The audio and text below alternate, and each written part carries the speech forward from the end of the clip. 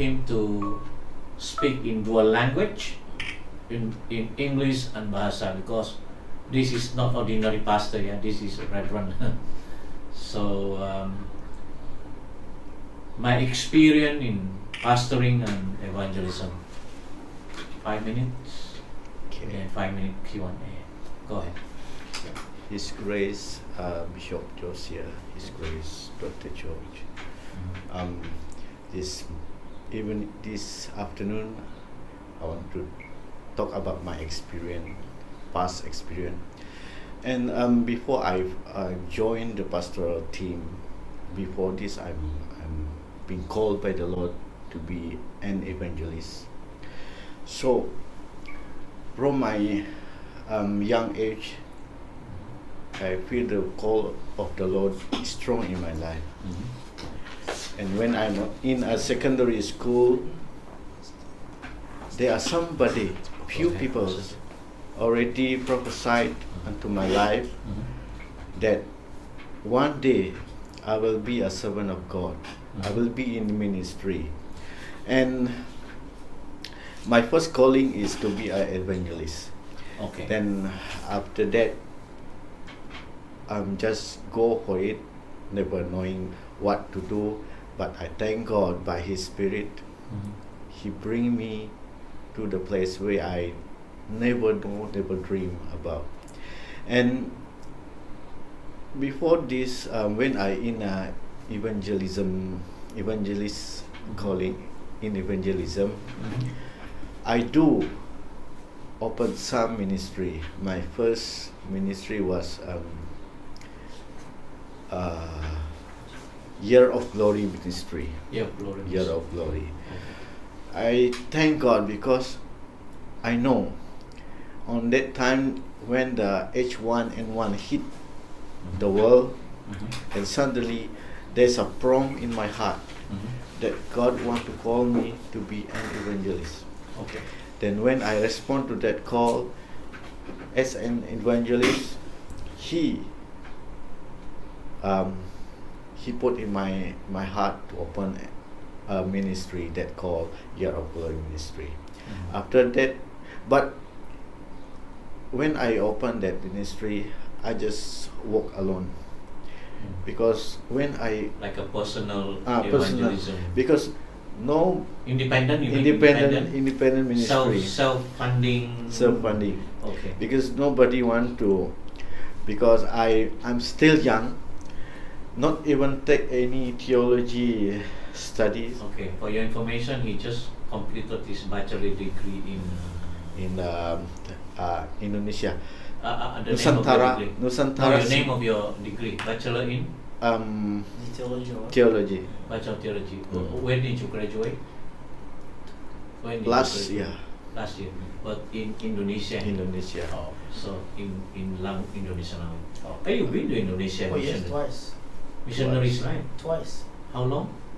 Twice. How long for now? How long in Indonesia you stay in Indonesia? I stayed there for, I think, close to a week.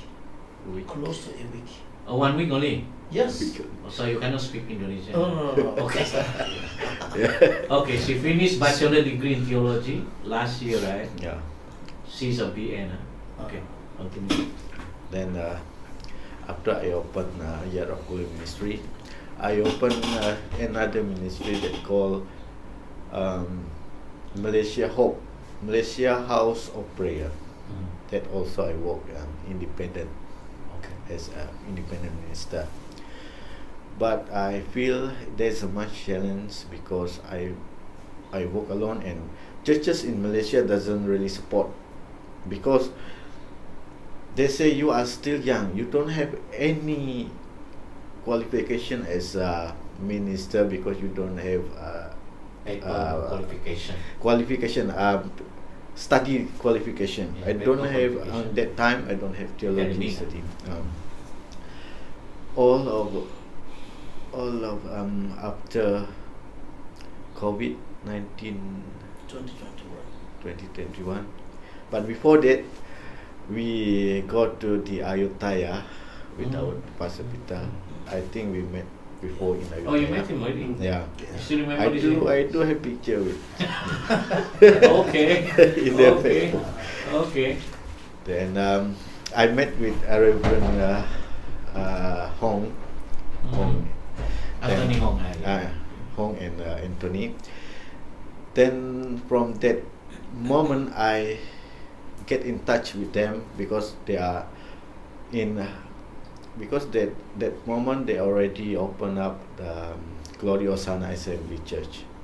Then we catch up with them. I catch up with them, and after going back from Ayutthaya, then I joined them for Christmas because on that time we go to Ayutthaya on the last November and Christmas on December. Then after that COVID attack, then I start to join them. Then Reverend Andrew said, it is good that you help us in youth ministry to be a pastor, youth pastor. Then I say, I think first. Then I think I prayed to the Lord, then the Lord opened the way. Then I say, yes, I want to join your church. I want to join your people in ministry. Then he gave me the position as a youth pastor. And then after that, something happened. Then new Pastor. leadership established as a Pastor Peter as a senior pastor. Then then they also give me some chances to serve with them. And now until now I'm still learning as a pastor. But before this a long time ago, I also pastored some youth Congregation. congregation. Youth, mostly youth. Mostly youth. Alright. Some of them are about 50 people, 50%. Then I left them. Then now I joined the Glory Osana Assembly. In Malaysia. Yeah. So I'm thankful to the new leadership that give me some space and chance to serve with them. Yeah, that's all. So, alright. Yeah, you can put your question. All right. Thank you so much for this opportunity given me, Professor. And also, thank you so much for being part of this program this afternoon. Pastor, God will bless you. I'd like to ask this question. In your ministry, or in the journey of your ministry, what are some of your personal, dreams when it comes to humanity and saving souls? What are some of your personal, passionate dreams? Being a pastor is different from your personal dreams towards humanity. The two are not the same. Yeah. Being a pastor can be so beautiful that I'm a pastor having this at my neck. Everybody sees me. That's something else. But your personal dream, the passionate you have for humanity, what are some of them you can see here? And what are some of the things driving you into the ministry? Because of the passion for the lost. Passion for the lost. Passion for the lost. Okay. Now, before this, Is it just a passion, or is it just you feel like responsible? it's my responsible. I feel when I saw the lost, there's a cry in my heart that they should save also. They should have some opportunity to know God, then choose whether they want to serve God, whether they want to whether they want to choose God or whether they don't want to choose. But for my responsibility, I just need to tell them, and it is my passion in my heart that whenever I tell them, they should respond positively and accept the Lord. That is my cry in my heart for the Lord, for the humanity. Can I ask one question? Just last one. Yeah.